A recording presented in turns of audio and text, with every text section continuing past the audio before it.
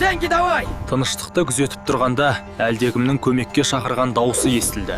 Біреу қауіпті жағдайда. Адамдарға көмектесіп, осылай биікте қалықтап ұшу мен үшін нағыз бақыт.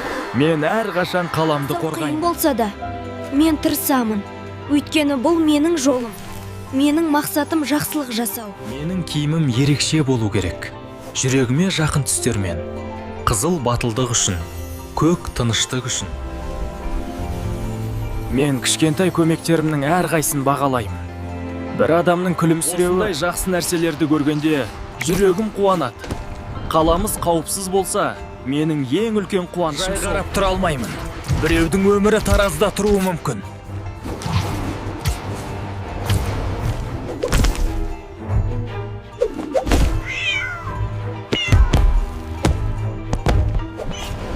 Сәлем, кішкентай достар. Мен өрмекші адаммын. Бүгінде сүйікті Қазақстанымды қорғауға дайынмын.